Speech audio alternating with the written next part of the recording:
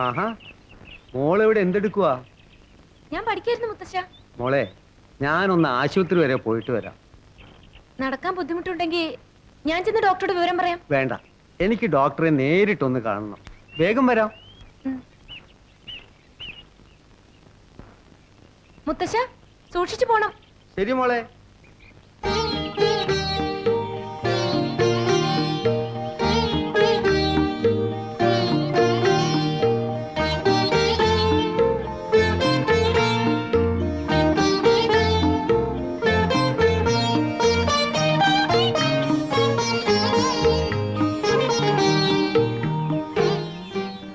ഈ ശനിയാഴ്ച രേഖ വീട്ടിൽ പോകണം. എന്താ വിശേഷിച്ച്? വിശേഷമൊക്കെ പറയാം. വെറുതെ ശനിയാഴ്ച വീട്ടിൽ പോവുക, പിന്നെ തിങ്കളാഴ്ച തിരിച്ചു വരിക. ഒരു കാര്യമില്ല. ഞാൻ ചെന്നില്ലെങ്കിൽ മുത്തശ്ശ അന്വേഷിക്കില്ലേ? അടുത്ത ശനിയാഴ്ച എന്റെ ബർത്ത്ഡേ ആണെന്ന് പറഞ്ഞത് രേഖ മറന്നു. I am sorry Murali. അപ്പോ വലിയ ആഘോഷമൊക്കെ ഉണ്ടാവുമല്ലോ? ഉണ്ടാകും. ഒരേ ഒരു മകനല്ലേ, വീട്ടിൽ വലിയ ആഘോഷം സദ്യയൊക്കെ ഉണ്ടാകും. പക്ഷെ ഞാൻ പോകുന്നില്ല. ഞാൻ ബർത്ത്ഡേ ആഘോഷിക്കുന്നത് എന്റെ രേഖയുടെ ഒപ്പമായിരിക്കും. ഹോസ്റ്റലിൽ നിന്ന് എന്റെ ഫ്രണ്ട്സിനെയൊക്കെ വിളിക്കട്ടെ? ഓൺലി 2 മെമ്പേഴ്സ്, ഞാനും എന്റെ രേഖയും മാത്രം. എന്തിനാ മക്കളെ കിടന്ന് ഇങ്ങനെ കഴിയുന്നത്? നാളെ ഈ സമയത്ത് നല്ല റോസ്റ്റ് ആയിട്ട് പ്ലേറ്റ് കിടന്ന് ചിരിക്കേണ്ടതല്ലേ, കരയാതെ. എന്താ കുര്യപ്പള്ളി ചേട്ടാ, മലക്കറി കച്ചവടം തുടങ്ങാൻ പോവാണോ? കുര്യാപ്പള്ളിക്ക് നിന്ന് തിരിയാൻ സമയമില്ല, പിന്നെ എങ്ങനെയാ കച്ചവടം തുടങ്ങുന്നത്? പിന്നെ ഇതെല്ലാം എന്തിനാ? ഫുഡ് ഡിപ്പാർട്ട്മെന്റ് ഒക്കെ എന്നെ ഏൽപ്പിച്ചിരിക്കുന്നു. നാളെ സ്കോച്ചും പൊരിച്ച കോഴിയെല്ലാം ഒഴുകണ ദിവസാ, അറിഞ്ഞില്ലേ? നാളെ മുരളിക്കുഞ്ഞിന്റെ കല്യാണ നിശ്ചയമാ.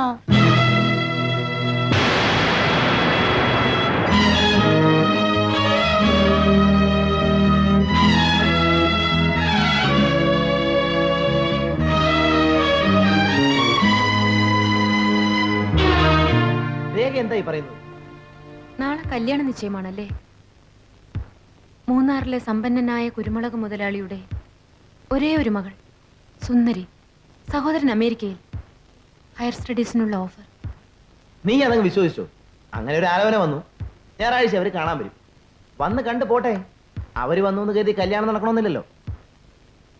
മറ്റൊരു പെൺകുട്ടിയുടെ കഴുത്തിൽ മിന്നു കെട്ടുമ്പോഴും മുരളി ഇതേ ലാഘവത്തോടെ പറയും, നീ ഇത് വിശ്വസിക്കാണോ എന്ന്. ഞാൻ പറയുന്നത് ഇനിയും നിനക്ക് വിശ്വാസമില്ലെന്ന് പറഞ്ഞാ ഞാൻ വിവാഹം കഴിക്കുന്നെങ്കിൽ അത് നിന്നെ മാത്രമായിരിക്കും. ഏറിയാൽ 2 വർഷം കൂടി നീ കാത്തിരിക്കേണ്ടി വരും. 2 വർഷമല്ല, എത്ര വർഷം വേണമെങ്കിലും കാത്തിരിക്കാമായിരുന്നു. പക്ഷേ മുരളി, എനിക്ക് എന്റെ ഫ്യൂച്ചർ നോക്കാതിരിക്കാൻ പറ്റില്ല. എന്റെ ഭാവിയെ കുറിച്ച് മുരളി ഒരു നിമിഷമെങ്കിലും ആലോചിച്ചിട്ടുണ്ടോ? സ്വാതന്ത്ര്യത്തിന് വേണ്ടി പടപൊരുതി ജയിൽവാസ് അനുഭവിച്ച് തിരിച്ചു വന്ന് എന്റെ മുത്തശ്ശിന് കിട്ടിയ പ്രതിഫലം എന്താണെന്ന് മുരളിക്കറിയാമോ? എന്റെ അമ്മയുടെ അവിഹിത ഗർഭം ഇന്നൊരാവർത്തനം പോലെ വീണ്ടും. ഇല്ല ഇല്ല മുരളി, തന്ത ആരാണെന്നറിയാത്ത ഒരു കുഞ്ഞിനെ ഞാൻ പ്രസവിക്കില്ല. അതാണ് ഞാൻ പറഞ്ഞത്, നമുക്ക് ഉടനെ ഒരു ലേഡി ഡോക്ടറെ കാണാം. ഞങ്ങളുടെ ഹോസ്പിറ്റലാകുമ്പോ വേറെ ആരും അറിയുകയില്ല. മുരളി, ഇല്ല, മുരളി എന്നെ വിവാഹം കഴിക്കണം. എന്റെ തീരുമാനം ഞാൻ പറഞ്ഞു കഴിഞ്ഞു. നിനക്കെന്താ പറഞ്ഞാൽ മനസ്സിലാവില്ലേ? നിനക്ക് തലയ്ക്ക് വല്ല കുഴപ്പമുണ്ടോ? അങ്ങനെയൊന്നും സംഭവിക്കാതിരിക്കാനാണ് ഞാൻ പറയുന്നത്. ഒരു കാര്യം ഞാൻ തീർത്ത് പറഞ്ഞേക്കാം, എനിക്കിപ്പം നിന്നെ വിവാഹം കഴിക്കാൻ സാധ്യമല്ല. മുരളി, നിങ്ങളെ ഞാൻ വിടില്ല. നീ എന്നെ ഭീഷണിപ്പെടുത്തുകയാണ്. കണ്ട പട്ടണങ്ങളിലൊക്കെ കറങ്ങിണെന്ന് എന്തെങ്കിലുമൊക്കെ ഒപ്പിച്ചിട്ട് അവൾ എന്റെ നേരെ അവകാശം ഉന്നയിക്കാൻ വന്നിരിക്കുന്നു.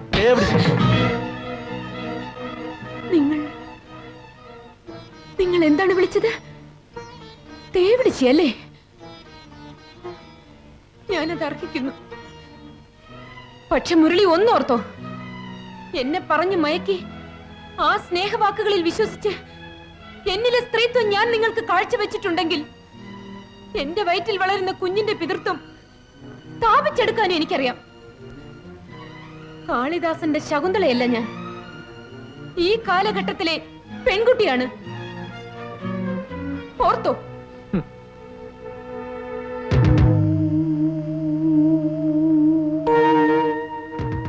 ഈ പുഴയുടെ പേരെന്താണെന്ന് നിനക്കറിയാമോ? തലവെട്ടിപ്പുഴ. എന്റെ അച്ഛനപ്പൂവന്മാർ അരിഞ്ഞു വീഴ്ത്തിയിരുന്ന തലകൾ ഒരു കാലത്ത് കായലിലേക്ക് ഒഴുകിയിരുന്നത് ഈ പുഴയിലൂടെയായിരുന്നു. പാരമ്പര്യം തുടരട്ടെ. ഒരു ശവം കൂടി മാനഹാനി കൊണ്ടുള്ള ഒരു ആത്മഹത്യയാക്കി ഞാനിതിനെ മാറ്റിക്കോളാം.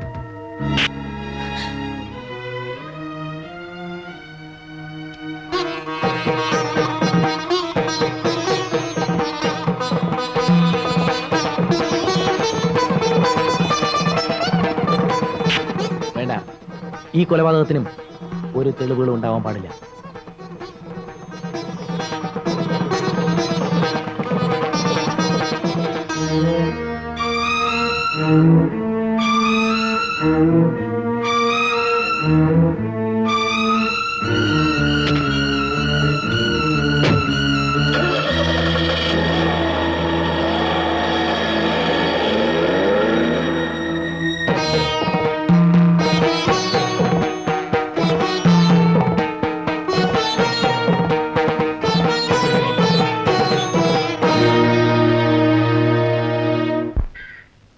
അപ്പോ പറഞ്ഞതുപോലെ 23-ാം തീയതി കല്യാണം. TDM ഹാള് ബുക്ക് ചെയ്തേക്കാം. ദേവസ്വത്തിൽ നിന്നുള്ള കല്യാണ ചീട്ട് തിങ്കളാഴ്ച തന്നെ കൊടുത്തേക്കാം. എന്റെ കുടുംബത്തിൽ ആദ്യമായിട്ട് നടക്കുന്ന ഒരു കല്യാണമാ, ഓടിക്കണം. കുട്ടിയുടെ പേര് ഇൻവിറ്റേഷന് രാജി എന്ന് അടിച്ചാൽ മതിയോ? അല്ല, അവളുടെ യഥാർത്ഥ പേര് രാജലക്ഷ്മി എന്നാ. രാജിന്ന് വീട്ടിൽ വിളിക്കുന്ന. അപ്പോ മുരളി വിത്ത് രാജലക്ഷ്മി അല്ലേ? അല്ല, മുരളി വിത്ത് രേഖ.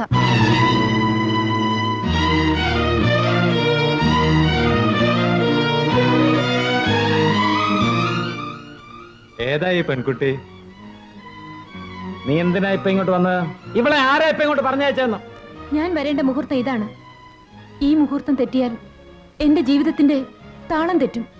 കുര്യാപ്പള്ളി, എന്തോ ഇവളെ പിടിച്ച് പുറത്താക്ക. പുറത്തു പോകാം, പക്ഷേ നിങ്ങൾ നിശ്ചയിച്ച മുഹൂർത്തത്തിൽ മുരളിയും ഞാനും തമ്മിലുള്ള വിവാഹം നടത്തണം. എന്റെ മകൻ ആരെ വിവാഹം കഴിക്കണമെന്ന് തീരുമാനിക്കേണ്ടത് നീയാണോടി ചേറ്റെ? അതെ, ചടങ്ങുകൊണ്ട് ഞങ്ങൾ വിവാഹിതരായില്ലെങ്കിലും മനസ്സുകൊണ്ടും ശരീരം കൊണ്ടും ഞങ്ങൾ പരസ്പരം വരിച്ചവരാണ്. ഞാൻ ഗർഭിണിയാണ്. എന്റെ വയറ്റിൽ വളരുന്ന കുഞ്ഞിന്റെ അച്ഛൻ മുരളിയാണ്. എന്താ പണിക്കരേ ഇത്? ഇല്ല, ഈ വിവാഹം നടക്കാൻ പാടില്ല. എന്നെ വഞ്ചിച്ചുകൊണ്ടാണ് മുരളി മറ്റൊരു പെൺകുട്ടി വിവാഹം കഴിക്കാൻ പോകുന്നത്. കണ്ടടത്തൊക്കെ തെണ്ടി നടന്ന് വയറ്റിലുണ്ടാക്കിയിട്ട് കെട്ടിഴമയാകാൻ വന്നിരിക്കുന്നു. ഓടിയോടുന്നു.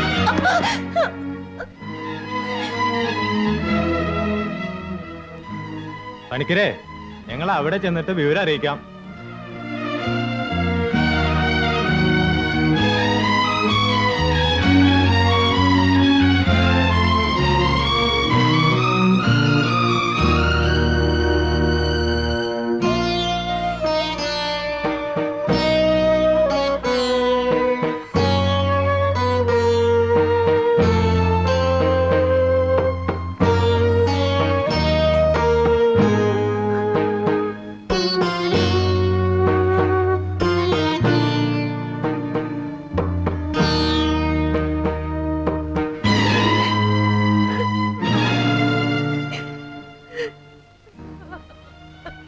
ഇപ്പൊ എന്തിനാ നീ പട്ടി പോങ്ങുന്ന പോലെ നിന്ന് മോങ്ങുന്നത്? അന്ന് ഞാൻ പറഞ്ഞപ്പോ എന്റെ കാര്യം നോക്കാൻ എനിക്കറിയാം എന്നല്ലേ നീ പറഞ്ഞത്? ഇപ്പൊ എന്തായി? നിനക്കവനോട് അന്ധമായ ആരാധനയായിരുന്നല്ലോ. മോളെ, മുത്തച്ഛന് തൃപ്തിയായി മോളെ, തൃപ്തിയായി. നിന്റെ അമ്മയെ പോലെ തന്നെ ആയിപ്പോയല്ലോ നീയും. നിന്റെ അമ്മയ്ക്ക് വഴി തെറ്റി നിനക്ക്.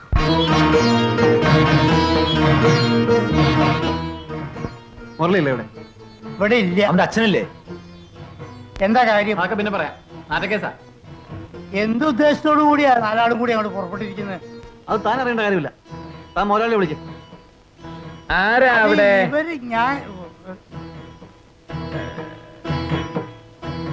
എന്താ മുരളി, പാവപ്പെട്ട പെൺകുട്ടികൾക്ക് ഈ നാട്ടിൽ ജീവിക്കണം. പണവും പ്രതാപവും ഒക്കെ ഉണ്ടെന്ന് വെച്ച് പെമ്പിള്ളാരെ പഴപ്പിച്ച് തെരുവിലേക്ക് വലിച്ചെറിയുന്ന കാലമൊക്കെ പോയി.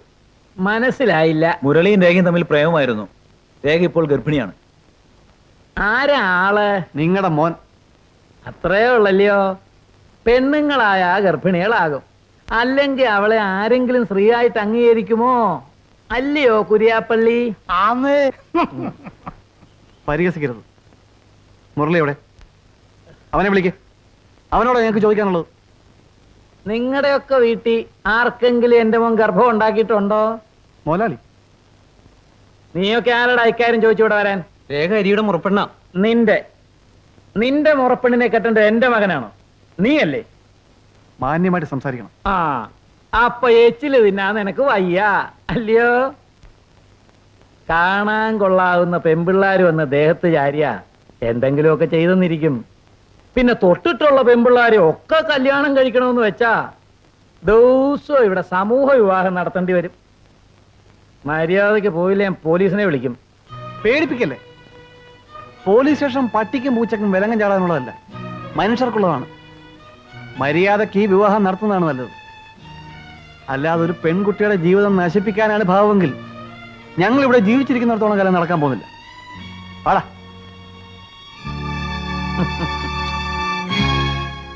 കുര്യാപ്പള്ളി,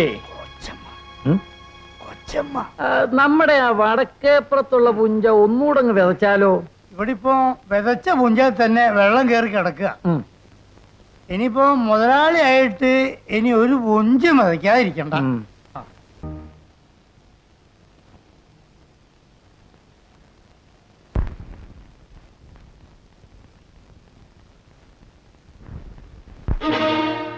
എന്താടാ നാട്ടിൽ നടക്കുന്ന അവിഹിത ഗർഭങ്ങൾക്കൊക്കെ തന്തമാരെ ഉണ്ടാക്കി കൊടുക്കാമെന്ന് വല്ല കോൺട്രാക്ട് ഏറ്റെടുത്തിട്ടുണ്ടോ? സാർ, പണിക്കര മുതലാളിയും മകനും കൂടി ഈ നാട്ടിൽ ഒരുപാട് സ്ത്രീകളെ നശിപ്പിച്ചിട്ടുണ്ട്. സ്വാതന്ത്ര്യ സമര സേനാനിയായ നാരായണപിള്ളയുടെ മകൾ രേഖയെ പറഞ്ഞു മയക്കി ഗർഭിണിയാക്കിയിട്ട് ഇപ്പോൾ കൈയൊഴിഞ്ഞിരിക്കുകയാണ് സാർ. എടാ, അതിന് നിങ്ങൾ കൊടി പിടിക്കാനും നാടകം കളിക്കാനും പോകുന്നത് എന്തിന്? ആർക്കെങ്കിലും ഗർഭമുണ്ടായാൽ ഗർഭസ്ഥ വന്ന കംപ്ലൈന്റ് എഴുതി തരണം. അപ്പോൾ ഞങ്ങൾ അതിനെപ്പറ്റി അന്വേഷിക്കും. അതിനൊക്കെ വേണ്ടിയാണ് ഈ ഉടുപ്പിട്ടുകൊണ്ട് ഇവിടെ ഇരിക്കുന്നത്. അതിരിക്കട്ടെ, നിന്റെയൊക്കെ ആരെങ്കിലും ആണോടാ ആ പെണ്ണ്? എന്റെ അമ്മാവന്റെ മകളാണ് സാർ രേഖ. അപ്പോൾ മുറപ്പെണ്ണ്. അവൾ നിന്റെ മുറപ്പെണ്ണാണെന്ന് വെച്ച് ഗർഭം ഉണ്ടാകാൻ പാടില്ലെന്നുണ്ടോ? ഇനിയിപ്പോ ഇത് മുരളിയുടേതാണെന്ന് എന്താ ഉറപ്പ്? നിന്റെ ആണെന്ന് മുരളിക്കും പറഞ്ഞൂടെ? സാർ, മുരളിയാണ് രേഖ നശിപ്പിച്ചത്. നീ കണ്ടോ? അഥവാ ആണെന്ന് തന്നെ ഇരിക്കട്ടെ, അതിന് പ്ലക്കാർഡും പിടിച്ച് ഡാൻസും കളിച്ച് കടപ്പുറത്താണ് നനമുണ്ടാക്കണം വേണ്ടത്. ഞാൻ അന്നേ പറഞ്ഞതാണ് എനിക്ക് വെറുതെ ജോലി ഉണ്ടാക്കി വെക്കരുതെന്ന്. നിങ്ങളെ ഞാനിവിടെ പിടിച്ചുകൊണ്ട് വന്നിരിക്കുന്നത് പബ്ലിക് ന്യൂസൻസിന്റെ പേരിലാണ്. അതായത് പൊതുശല്യം. അഴിച്ചു വിട്ടാൽ അടങ്ങിയിരുന്നില്ലെങ്കിൽ അഴിക്കകത്താക്ക് ഞാൻ പറഞ്ഞില്ലെന്ന് വേണ്ട. പിന്നെ രേഖയുടെ കാര്യം. പരാതിക്കാരി ഒന്ന് പരാതി സമർപ്പിക്കട്ടെ, വേണ്ടത് ചെയ്യാം. രേഖ,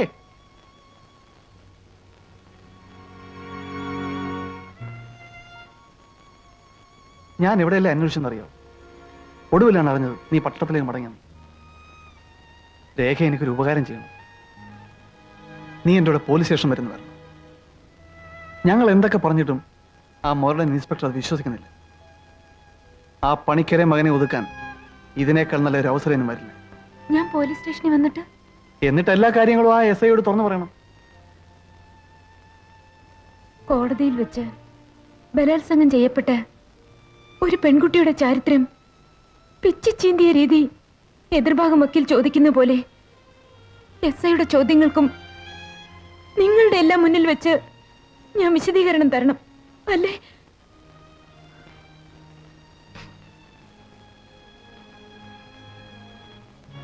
ശരി, ഞാൻ സ്റ്റേഷനിൽ വന്ന് പറഞ്ഞാൽ എന്റെ വയറ്റിൽ വളരുന്ന കുഞ്ഞിന്റെ പിതൃത്വം നിങ്ങൾ എനിക്ക് സ്ഥാപിച്ചു തരുമോ? അതിനുവേണ്ടിയാണ് നിങ്ങൾ ശ്രമിക്കുന്നത്. ശ്രമം മാത്രമേ ഉള്ളൂ, ഉറപ്പില്ല, അല്ലേ? ഇപ്പൊ ഇത്തരം പ്രശ്നങ്ങളുള്ളപ്പോൾ നീ പട്ടണത്തിലേക്ക് മടങ്ങിപ്പോയാൽ അതിനുറപ്പുണ്ടാവുമോ? ഉണ്ടാകും. ആ ഉറപ്പ് നേടിയിട്ടാണ് ഞാൻ പോകുന്നത്. മുരളി നിന്നെ വിവാഹം കഴിക്കാൻ സമ്മതിച്ചോ? ഇല്ല, പക്ഷേ മുരളിയെ കൊണ്ട് എന്നെ വിവാഹം കഴിപ്പിക്കാമെന്ന് അവർ സമ്മതിച്ചു. ആരെ? പണിക്കർ സാറിന്റെ കുടുംബവുമായി ഏറ്റവും അടുത്ത വ്യക്തിയെന്ന നിലയിൽ ഞാൻ ഇതേക്കുറിച്ച് അദ്ദേഹത്തോട് സംസാരിക്കാം. ഞാൻ പറഞ്ഞാൽ അദ്ദേഹം കേൾക്കാതിരിക്കില്ല. മുരളിയുമായുള്ള വിവാഹം ഞാൻ നടത്തിത്തരാം. നീ ഫൈനൽ എക്സാമിനേഷൻ എഴുതേണ്ട കുട്ടിയല്ലേ? ഇങ്ങനെയൊക്കെ ഉണ്ടായെന്ന് വെച്ച് നീ നിന്റെ വിദ്യാഭ്യാസം മുടക്കരുത്. പട്ടണത്തിൽ ചെന്ന് പരീക്ഷ എഴുതണം. മടങ്ങി വരുന്നതിന് മുൻപ് എല്ലാ കാര്യങ്ങൾക്കും ഞാനൊരു തീരുമാനം ഉണ്ടാക്കി വയ്ക്കാം. എന്നെ വിശ്വസിക്കൂ. ആ സ്ത്രീ പണിക്കരുടെ ആളാണ്. ഇതെല്ലാം അവരൊന്നിച്ചാലോചിച്ചിട്ടുള്ള ഒരു തന്ത്രമാണ്. നിന്നെ ഇവിടുന്ന് മാറ്റുന്നതിന് വേണ്ടിയുള്ള ഉദ്ദേശത്തിലാണ് അവർ സ്നേഹത്തിൽ പൊതിഞ്ഞ വാചകങ്ങൾ കൊണ്ട് നിന്നെ ഉപദേശിച്ചത്. അവരുടെ വാക്കും കേട്ട് നീ ഇവിടുന്ന് പോകരുത്. ഹരി, നിങ്ങളുടെ വ്യക്തിപരമായ കാര്യങ്ങൾക്ക് വേണ്ടി എന്നെ ഒരു കരുവാക്കരുത്. ഒരു സ്ത്രീക്ക് മാത്രമേ മറ്റൊരു സ്ത്രീയുടെ ദുഃഖം മനസ്സിലാവൂ. ഞാൻ തികച്ചും ഡോക്ടറെ വിശ്വസിക്കുന്നു. ഞാൻ വരട്ടെ.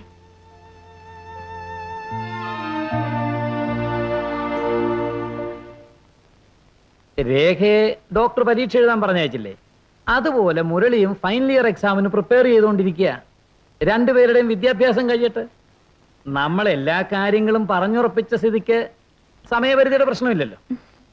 ഇത്രയും വേഗം ഈ പ്രശ്നം തീർക്കാൻ കഴിയുമെന്ന് ഞാൻ കരുതിയതേ ഇല്ല. ഞാൻ എതിർക്കുമെന്ന് കരുതിയല്ലേ? ആദ്യമൊക്കെ സത്യത്തിൽ എനിക്കും ഭയങ്കര എതിർപ്പായിരുന്നു. പിന്നീട് ഓരോന്ന് ആലോചിച്ച് നോക്കുമ്പോൾ കാലത്തിനൊത്ത കോലം മാറിയല്ലേ പറ്റൂ. ഞാൻ ഈ വിവരം ഇപ്പൊ തന്നെ രേഖ എഴുതി അറിയിച്ചോട്ടെ? തീർച്ചയായും.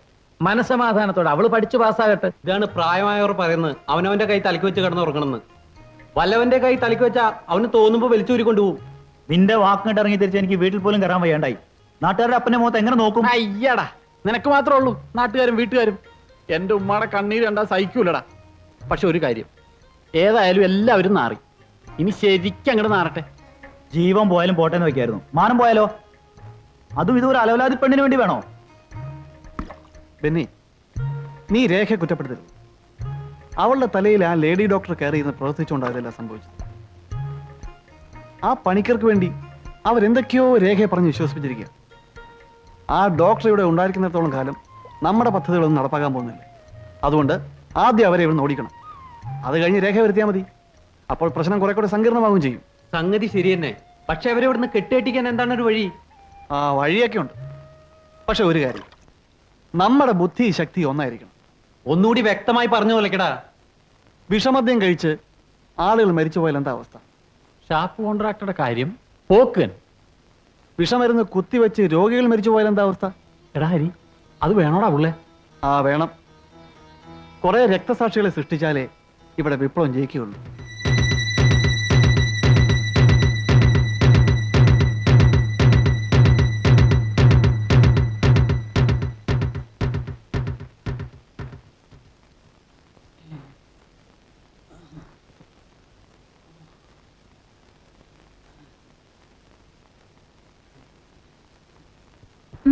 എന്താ? ഡോക്ടർ തെറ്റിദ്ധരിക്കരുത്. ഇവനൊരു യുവ കവിയാണ്. ഈയിടെയായിട്ട് തീരെ സുഖമില്ല. അന്ന് കായലോരത്ത് വെച്ച് ഡോക്ടറോട് പറഞ്ഞപ്പോ ഡോക്ടറെ കളിയാക്കാണെന്ന് തോന്നിക്കാണും. ഞങ്ങൾ സമീപിച്ച രീതി തെറ്റായിപ്പോയി എന്ന് പിന്നീട് തോന്നി. ക്ഷമിക്കണം. It's all right. എന്താ അസുഖം? നെഞ്ചിന് വേദനയാ.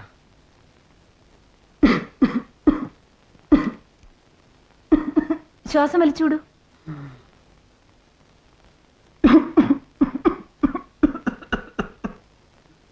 ഞാൻ മരുന്നിനെ കുറിച്ച് അല്ലോ അതുപോരാ, ചില സമയത്ത് വളരെ സീരിയസ് ആണ്. സീരിയസ് ആണെന്ന് നിങ്ങളാണോ തീരുമാനിക്കുന്നത്? പിന്നെ രോഗം മരുന്ന് നിങ്ങൾ തന്നെ അങ്ങ് തീരുമാനിച്ചു. എന്തിനാ നീ ഒന്നും മിണ്ടാതിടാ. നിങ്ങളെപ്പോലെ നല്ലൊരു ഡോക്ടർ ഉള്ളപ്പോ അത് ശരിയല്ലോ എന്ന് കരുതിയ. അയ്യോ, ഞാനിപ്പോ ചത്തു. ഞാനൊരു എക്സ്റേ എടുത്തു. എന്തെടുത്താലും വേണ്ടില്ല, കുറഞ്ഞൊരു 5-6 ദിവസങ്ങളിലൂടെ കിടത്തി ചികിത്സിക്കണം. എന്താ പേര്? കൃഷ്ണൻ. ഉണ്ണികൃഷ്ണൻ. അത് തന്നെ. ഈ പേഷ്യന്റിന് റൂം നമ്പർ 1 അഡ്മിറ്റ് ചെയ്തേക്കും. Yes doctor.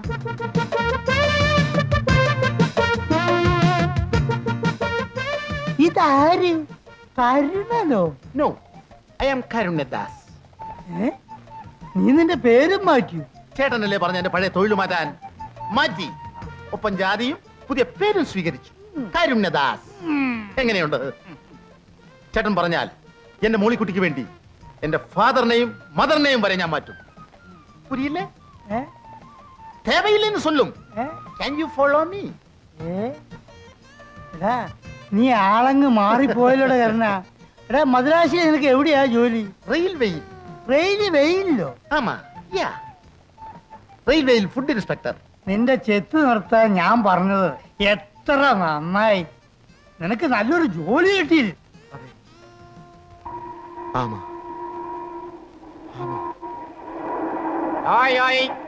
ആയ ആയ ആയ ആയ ആയ ആയ ആകാപ്പി ആകാപ്പൈ വടൈ തൈര് സാദം പടൈ തൈര് സാദം പടൈ വടൈ വടൈ തൈര് സാദം പഴയ പഴം സാർ പഴയ പഴം എടാ കരുണ. എടാ കരുണ. നീ അകത്തേക്ക് കയറിയിരിക്കും. മോളിക്കുട്ടിയെ വിളിക്കൂ. എനിക്ക് തിടുക്കമാകുന്നു. ഞാൻ 2 month ലീവ് എടുത്താണ് വന്നിട്ടുള്ളത്. കല്യാണം കഴിഞ്ഞാൽ അവളുമായിട്ട് എനിക്ക് മദ്രാസിലോട്ട് മടങ്ങണം. ഇമ്മീഡിയറ്റ് ആയിട്ട് കല്യാണം നടത്താൻ ഞാൻ താലിയുമായിട്ടാണ് വന്നിട്ടുള്ളത്. ഇനി മടക്കം മോളിക്കുട്ടിയെ കൊണ്ട് മാത്രം.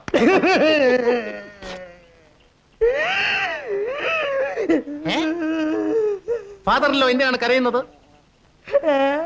എന്താമോ ചോദിച്ചത്? നിയമപ്രകാരമുള്ള അച്ഛൻ എന്തിനാണ് കരയുന്നതെന്ന്. അവൾ നമ്മളെ ചതിച്ചു കരണ. എന്നെ കാണാത്ത ദുഃഖത്തിൽ അവൾ എന്തെങ്കിലും കടുങ്കൈ ചെയ്തോ? അതായിരുന്നു ഇതിലും ഭേദം. നിന്റെ ഒഴിവിലൂടെ ചേത്താൻ വന്ന ഒരു രാമകൃഷ്ണുമായിട്ട് അവൾ ഒളിച്ചോടിപ്പോയി.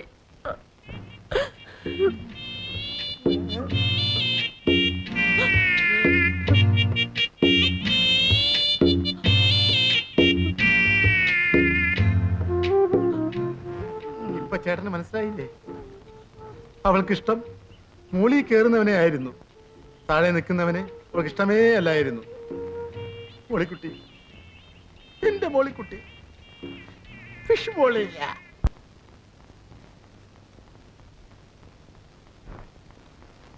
Next one.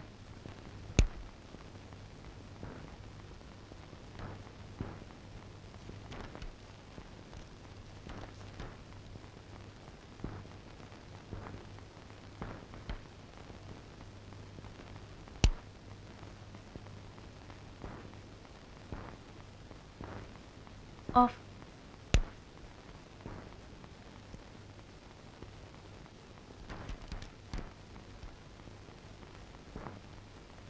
ഇഞ്ചക്ഷൻ ഒന്ന് മാറ്റി കൊടുക്കൂ. ഈ മരുന്ന് ഇവിടെ ഇല്ല ഡോക്ടർ. I C.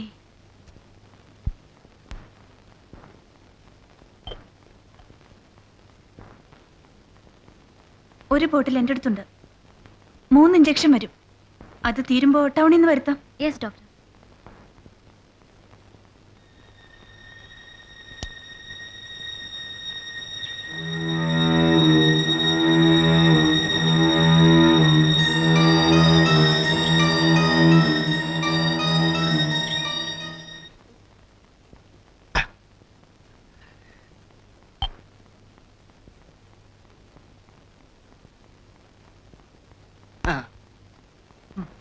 ഇത്രയും സുഖമായിട്ടൊന്ന് സ്മാർട്ട് അടിക്കാൻ പാറിപ്പോലും പറ്റില്ല.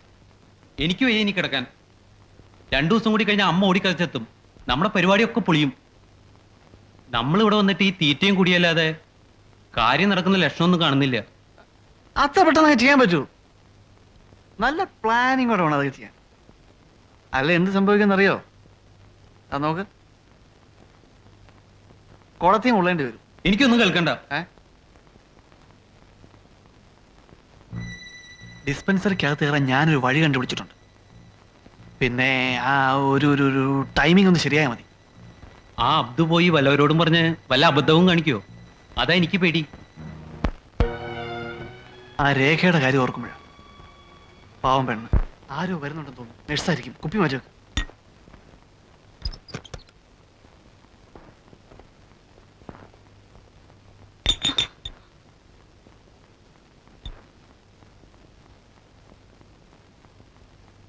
What is this? ഇയാൾ ഇവിടെ കൊണ്ടുവന്ന് അഡ്മിറ്റ് ചെയ്തിരിക്കുന്നത് കമ്പനി കൂടിയിരുന്ന് ആഘോഷിക്കാൻ വേണ്ടിയല്ല. എന്റെ ഡോക്ടറെ, രാവിലെ മുതൽ എവന്റെ അടുത്ത് കുത്തിരുന്ന് ബോറടിച്ചപ്പോ ഒരു തമാശക്ക് വേണ്ടി. തമാശ കാണിക്കാൻ ഇത് ചന്തയോ ബസ് സ്റ്റാൻഡോ ആണോ? ഹോസ്പിറ്റലിൽ ആൽക്കോഹോൾ പ്രൊഹിബിറ്റഡ് എന്ന ബോർഡ് തൂക്കാൻ ബുദ്ധിമുട്ടുണ്ട്. Don't repeat this. ആവർത്തിക്കരുത്. ഇല്ല, ഇനി അങ്ങനെ ഉണ്ടാവില്ല. Good boy. ഡോക്ടറെ, ഇവന്റെ സോക്കടെന്താന്ന് കണ്ടുപിടിച്ചോ? പ്രത്യേകിച്ച് അസുഖമൊന്നുമില്ല. 2-3 ദിവസം കഴിയുമ്പോ പോവാം. ഒന്നിങ്ങി വരൂ.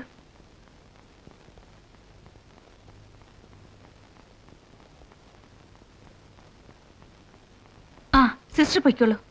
Yes doctor.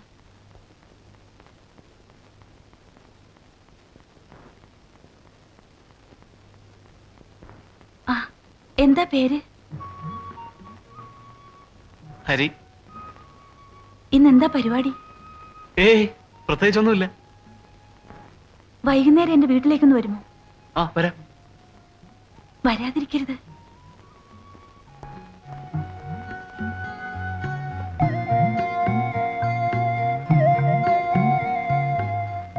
വരൂ.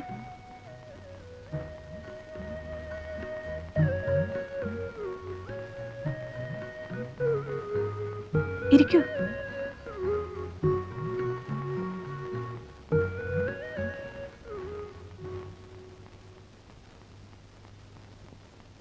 എന്തിനാ ഡോക്ടർ വരാൻ പറഞ്ഞത്? ഉണ്ണിക്ക് എങ്ങനെയുണ്ട് അസുഖം? ഡോക്ടറല്ലേ അത് പറയേണ്ടത്. ഇതിനു മുൻപ് ഉണ്ണിക്ക് ഇങ്ങനെ നെഞ്ചുവേദന ഉണ്ടായിട്ടുണ്ടോ? ഇല്ല, ആദ്യമായിട്ടാ. ഇതിനു മുൻപ് ഉണ്ടായിട്ടുണ്ട്. ഒന്നുകിൽ ഉണ്ണിക്ക് ഈ രോഗത്തെക്കുറിച്ച് മനസ്സിലായി കാണില്ല, അല്ലെങ്കിൽ മനഃപൂർവ്വം പറയാതിരുന്നതാണ്. ഉണ്ണിയുടെ നില വളരെ ക്രിട്ടിക്കലാണ്. He's a heart patient. ഉണ്ണിയുടെ ഹൃദയത്തിന്റെ ഒരു വാൽവ് ഡാമേജിലാണ്. ഹൃദ്രോഗമാണെന്ന് വ്യക്തമായിട്ട് അറിയാതെ ആരും ചികിത്സിക്കാറില്ലല്ലോ. Doctor, mind your words. എന്താ ഞങ്ങളെ ഭയപ്പെടുത്തുകയാണോ? ഞങ്ങളുടെ ഉണ്ണിക്ക് ഒരസുഖമില്ല. ഇനി ഞങ്ങളെ തോപ്പിക്കാൻ വേണ്ടിയാണ് ഈ ആയുധമെങ്കിൽ അതുകൊണ്ട് അപകടം ഉണ്ടാകുന്നത് നിങ്ങൾക്ക് തന്നെയായിരിക്കും. എല്ലാം എനിക്കറിയാം. എന്നെ തോൽപ്പിക്കാൻ ഉണ്ണിക്കൊരു നെഞ്ചുവേദന. കാര്യം ഇത്രത്തോളം ആകുമെന്ന് നിങ്ങളാരും പ്രതീക്ഷിച്ചിരിക്കില്ല, അല്ലേ? ഒരു ഡോക്ടറെ തോൽപ്പിക്കാനോ ഹോസ്പിറ്റലിൽ നിന്ന് ഓടിക്കാനോ വേണ്ടി രോഗമില്ലാത്ത ഒരാൾക്ക് രോഗമുണ്ടെന്ന് പറയാൻ കഴിയും. പക്ഷേ ഒരു ഡോക്ടർക്കും രോഗമില്ലാത്ത ഒരാളെ ചൂണ്ടി രോഗമുണ്ടെന്ന് പറയാനാവില്ല.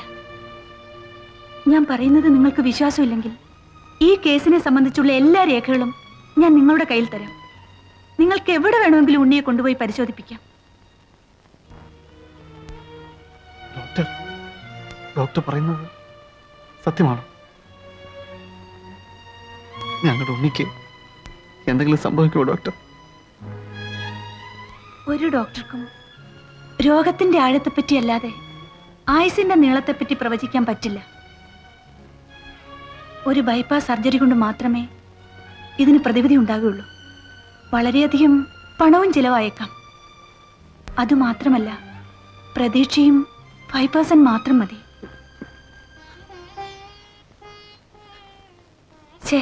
Don't be silly. തൽക്കാലം ഉണ്ണിയെ വിവരം അറിയിക്കണ്ട. വെല്ലൂര് മിഷൻ ഹോസ്പിറ്റലിൽ കൊണ്ടുപോകുന്നതാണ് നല്ലതെന്ന് എനിക്ക് തോന്നുന്നു.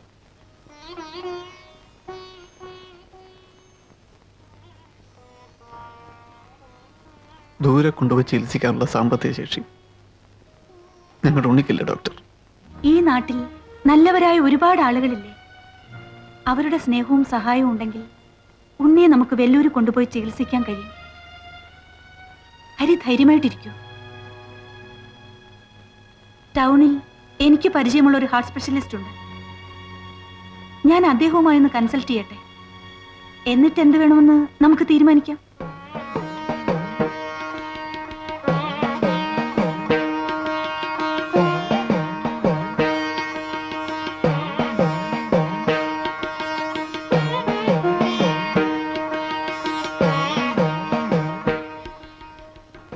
ശോഭേ,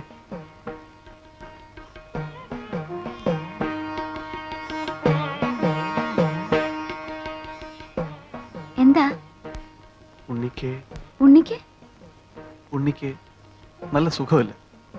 എന്താണ്? ഒരാഴ്ചയായി ഹാർട്ടിന്റെ തകരാറാണെന്നാ ഡോക്ടർ പറഞ്ഞത്. ഇപ്പോ ഹോസ്പിറ്റലിൽ അഡ്മിറ്റ് ചെയ്തിരിക്കുക.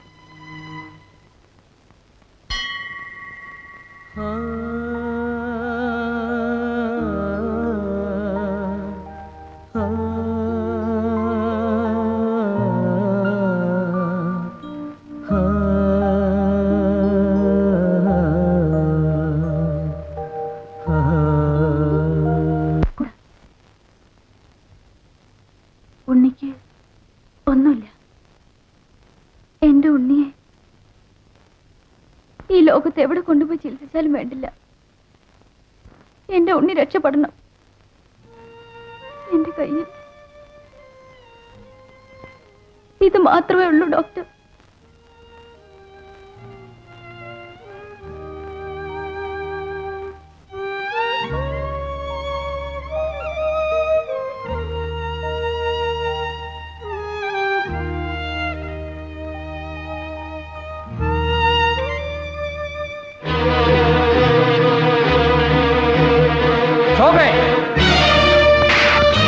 അയ്യോ വേണ്ട, അവളെ ഒന്നും ചെയ്യണ്ട. കുടുംബത്തിന്റെ മാനം കെടുത്താൻ നടക്കുന്നവളെ ഇനി പുറത്തിറങ്ങിയ കൊന്നുകളെ നിന്നെ. ആ ഏതോ മാറാരോഗം പിടിച്ച് ചാവാൻ കിടക്കുന്ന ആ തെണ്ടിയെ നിനക്ക് കാണാമല്ലേ? അല്ലേടി? അച്ഛാ, ഇവളെ ഇനി തല്ലണ്ട. അവരെല്ലാരും കൂടെ ചേർന്ന് ഇവളെ പറഞ്ഞു മയക്കിയിരിക്കുക. പകരത്തിന് പകരം എന്നോടുള്ള പക വീട്ടാൻ. എന്റെ മോനെ ഉണ്ണി.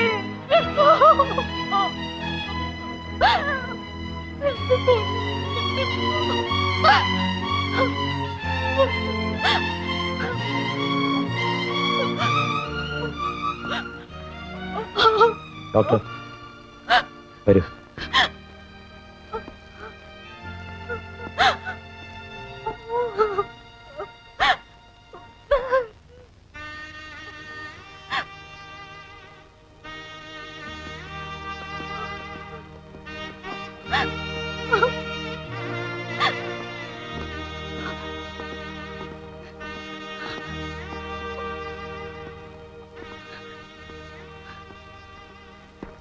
ഉണ്ണിയെ എന്നാ ഇവിടെ അഡ്മിറ്റ് ചെയ്തത്? 10-ാം തീയതി രാവിലെ. ഹോസ്പിറ്റലിൽ കൊണ്ടുവരുമ്പോൾ ചെസ്റ്റ് പെയിൻ ഉണ്ടായിരുന്നു? ഉണ്ടായിരുന്നു. ഇൻസ്പെക്ടർ, ഉണ്ണിയുടെ മരണത്തോടെ ഡോക്ടർ ആകെ അപ്സെറ്റ് ആയിരിക്കുക. ട്രീറ്റ്മെന്റ് ഇരിക്കുമ്പോൾ ആദ്യമായിട്ടാണ് ഇവിടെ ഇങ്ങനെ ഒരു രോഗി മരിക്കുന്നത്. അവനൊരു ഹാർട്ട് പേഷ്യന്റ് ആയിരുന്നു. എല്ലാരും കൂടെ വെല്ലൂർക്ക് കൊണ്ടുപോകാനിരിക്കുകയായിരുന്നു. ഞാനും കുറെ സഹായങ്ങൾ ചെയ്യാമെന്ന് ഏറ്റിരുന്നതാ. പാവം, ഇത്ര ചെറുപ്പത്തിലെ ഇങ്ങനൊരു വിധി.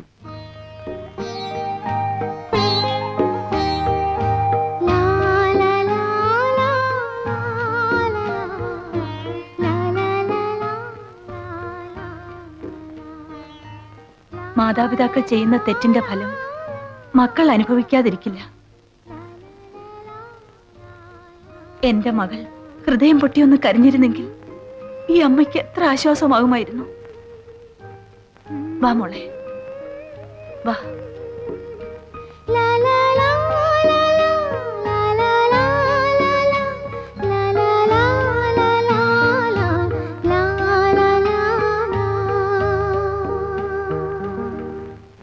ഇത്രയും ചെറുത്താന്മാർ നിറഞ്ഞ ലോകത്ത് നല്ലവനിൽ നല്ലവനായ നമ്മുടെ ഉണ്ണിയെ മാത്രം പടച്ചോൻ തിരിച്ചു വിളിച്ചു കളഞ്ഞല്ല.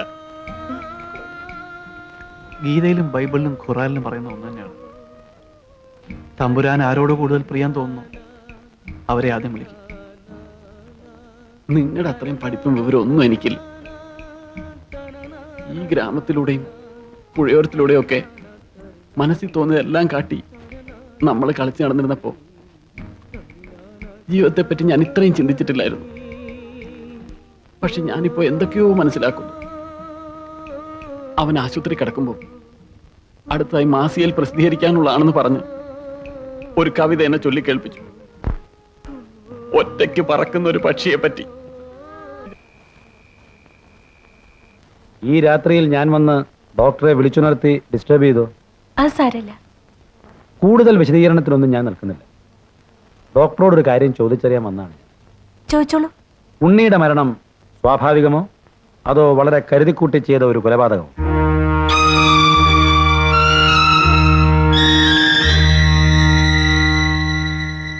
എന്താ എന്താ മിണ്ടായിരിക്കുന്നത്? ചോദിച്ചതിന് മറുപടി പറയൂ. നിങ്ങളെന്താ എന്നോട് ഇങ്ങനെയൊക്കെ ചോദിക്കുന്നത്? പിന്നെ എങ്ങനെ ചോദിക്കണം?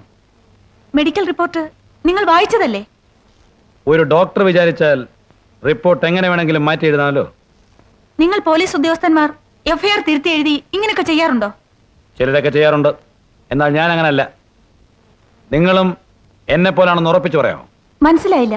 പണവും സ്വാധീനവും ഉണ്ടെങ്കിൽ ഏത് കൊലപാതകവും നാച്ചുറൽ ഡെത്ത് ആവും. ഐ മീൻ സ്വാഭാവിക മരണം. ഡോക്ടർ, ഉണ്ണിയുടെ മരണം ഒരു സാധാരണ മരണമാണെന്ന് എനിക്ക് വിശ്വാസമില്ല. ഉണ്ണി മരിച്ചത് എങ്ങനെയാണെന്ന് നിങ്ങൾക്കറിയാം. നിങ്ങൾക്ക് മാത്രമേ അതറിയൂ. പക്ഷെ ആരാണെന്ന് പറയാൻ നിങ്ങൾ ഭയപ്പെടുന്നു. ഇല്ല, എനിക്കൊന്നും അറിയില്ല. സ്വന്തം പ്രൊഫഷനോട് ഒരല്പമെങ്കിലും ആത്മാർത്ഥതയുണ്ടെങ്കിൽ എന്താണ് ഉണ്ടായതെന്ന് പറയും. എനിക്കൊരല്പ സ്വൈരം തരൂ പ്ലീസ്. ഈ സ്വൈരക്കേട് മനസാക്ഷിയുടെ കുത്തലാണോ അതോ എന്റെ പരുഷമായ സംസാരം കൊണ്ടുണ്ടായതാണോ? ഞങ്ങൾ പോലീസുകാർ ഇങ്ങനെയൊക്കെ സംസാരിച്ച് ശീലിച്ചുപോയി. ഓക്കെ ഡോക്ടർ, രാത്രിയിൽ നിങ്ങളെ വന്ന് വിളിച്ചെഴുന്നേൽപ്പിച്ച് സ്വൈരം കെടുത്തിയതിൽ എനിക്കും വിഷമമുണ്ട്. സാരമില്ല, ഇനി ഇങ്ങനെ ബുദ്ധിമുട്ടിക്കാതിരുന്നാ മതി. I am very sorry. ഞാൻ ഇനിയും വരും.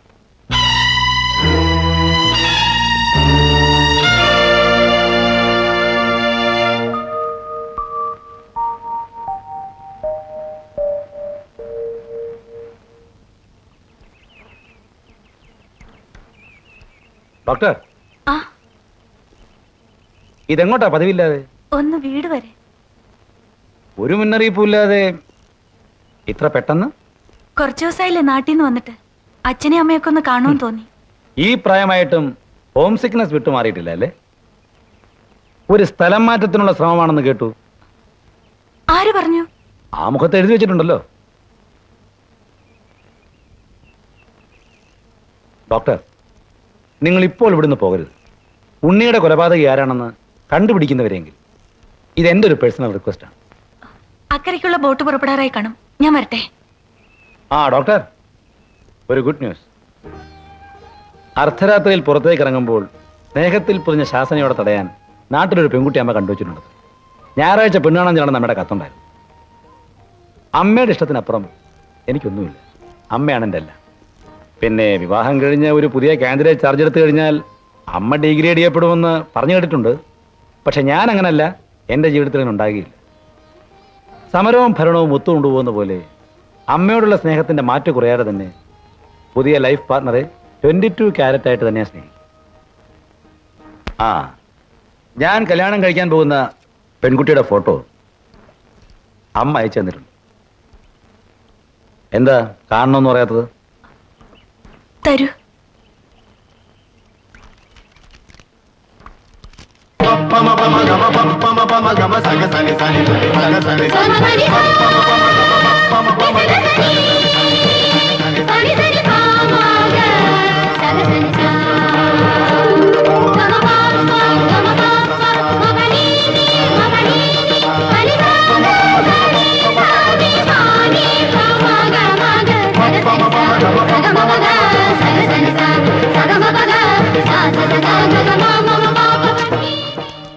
ശ്രീദേവിക്ക് വീട്ടിൽ നിന്നുള്ള കത്ത് കിട്ടിയില്ലല്ലേ? ഇന്നത്തെ മെയിലുണ്ടോ? ഞായറാഴ്ചയല്ലേ പെണ്ണ് കാണും. നമുക്കൊരുമിച്ച് ശനിയാഴ്ച പോയാൽ പോരെ? മതി. അങ്ങനെ നമ്മൾ ഒരുമിച്ചുള്ള ജീവിതത്തിന്റെ ആദ്യത്തെ അധ്യായം ഇവിടെ ആരംഭിക്കുക. പക്ഷെ ശ്രീദേവി, ഒരിക്കലും തുറക്കാത്തൊരു പുസ്തകം അവിടെ അങ്ങനെ അടഞ്ഞു കിടക്കുകയാണ്. ഉണ്ണിയുടെ മരണം. ഇനിയെങ്കിലും എന്നോട് തുറന്നു പറയാം. ഉണ്ണിയെ കൊന്നത് ആര്, എപ്പോ, എവിടെ വെച്ച്, എങ്ങനെ? ഒറ്റയ്ക്ക് ജീവിക്കുന്ന ഒരു പെൺകുട്ടിയുടെ ബുദ്ധിമുട്ട് എനിക്ക് മനസ്സിലാവും. ശ്രീദേവിയുടെ ജീവന് ഉത്തരവാദപ്പെട്ട ഒരാൾ കൂടി ഇവിടെ ഉണ്ടെന്ന് വിശ്വസിക്കുക. എൻ്റെ അടുത്തൊന്നും ഒളിക്കരുത്, മറയ്ക്കുകയും ചെയ്യരുത്. അന്ന് സത്യത്തിൽ എന്താണ് നടന്നത്? ഞാൻ നിങ്ങളെ പൂർണ്ണമായും വിശ്വസിക്കുന്നു. അന്ന് രാത്രി ഉണ്ണിക്ക് അസുഖം അല്പം കൂടുതലായിരുന്നു. കുറച്ച് കഴിഞ്ഞിട്ട് പോകാമെന്ന് കരുതി ഞാൻ എന്റെ റൂമിൽ ഒരു പുസ്തകം വായിച്ചുകൊണ്ടിരിക്കുകയായിരുന്നു.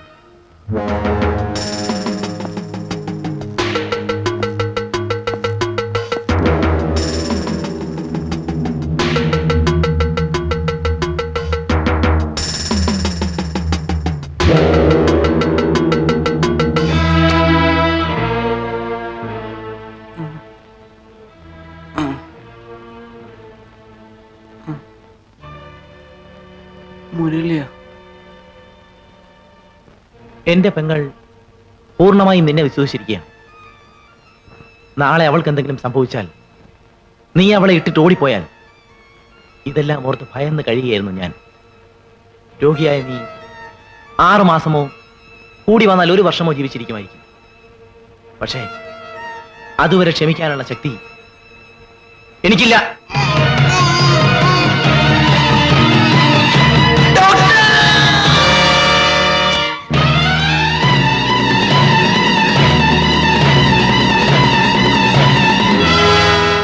നീ ഇത് പുറത്തു പറയില്ലെന്നുള്ള വിശ്വാസത്തിൽ ഞാൻ പോന്നു.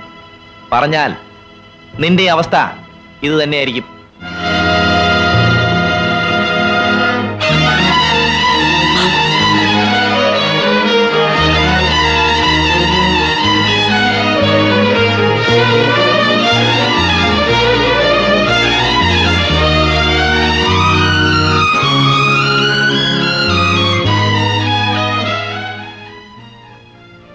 ഞാൻ റിപ്പോർട്ടിൽ എഴുതിയതുപോലെ തന്നെ ഹൃദയം തകർന്നാണ് ഉണ്ണി മരിച്ചത്. പക്ഷേ മരണത്തിന് മുമ്പ് തന്നെ ഉണ്ണിക്ക് കിട്ടേണ്ട പ്രാണവായു മുരളി തടസ്സപ്പെടുത്തിയിരുന്നു. അപ്പോൾ മുരളിയാണ് ഉണ്ണിയെ കൊന്നത് അല്ലേ? അതെ.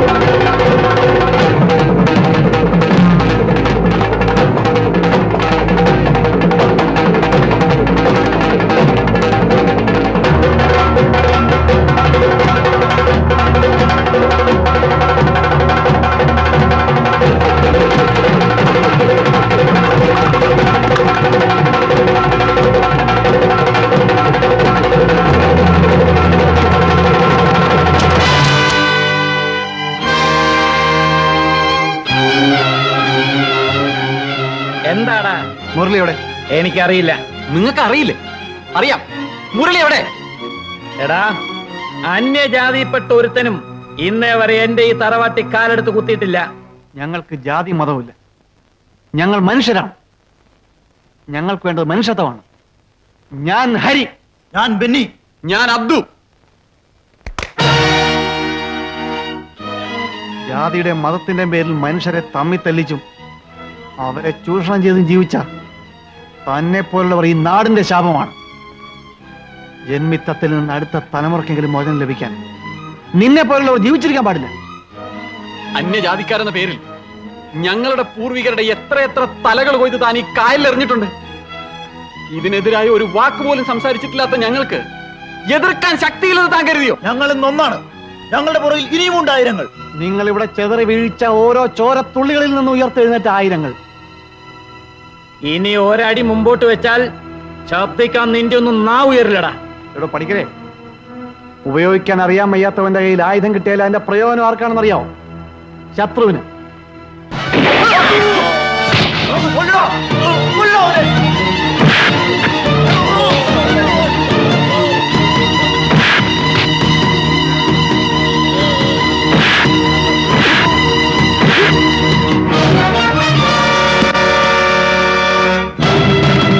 അരുത്, വേണ്ട. ഇല്ല, ഈ അധ്യായത്തിന്റെ അന്ത്യം ഇത് തന്നെയാണ്.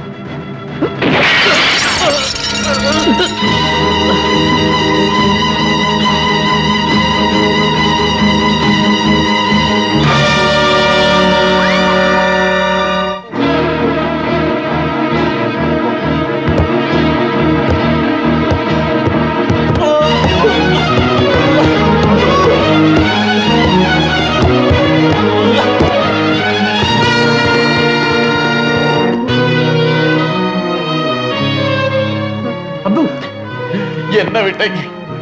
മുരളി രക്ഷപ്പെടാൻ അനുവദിക്കരുത്. ഓ അബ്ദു, അപ്പൊ നീ എന്നെ പടത്തോങ്ങാത്തോളൂടാ.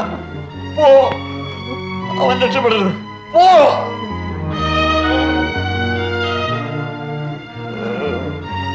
പോടാ.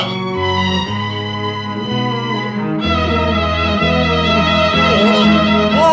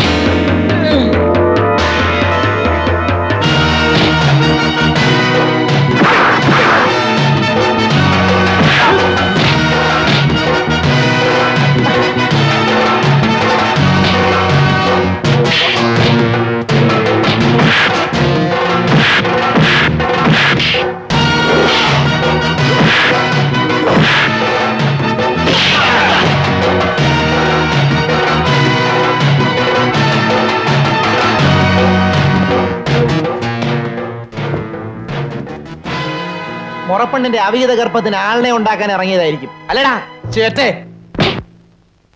അല്ലടാ, 1000 അവിഹിതങ്ങൾക്ക് കാരണക്കാരനായ നിന്റെ അച്ഛൻ പണിക്കരെ ഞങ്ങൾ കൊന്നു.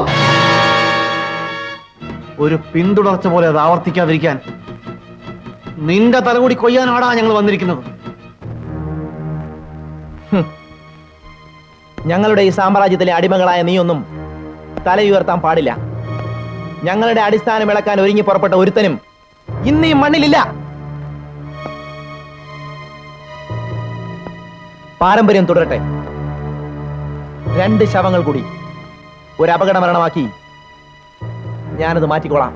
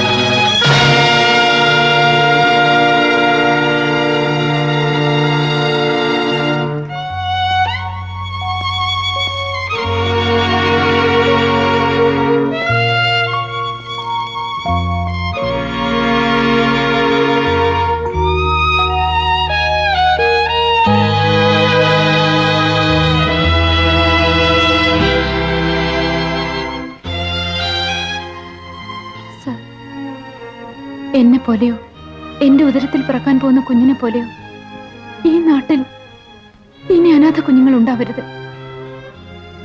ഇത് കാണുന്നവർക്കും കേൾക്കുന്നവർക്കും അറിയുന്നവർക്കും ഒരു പാഠമായിരിക്കട്ടെ.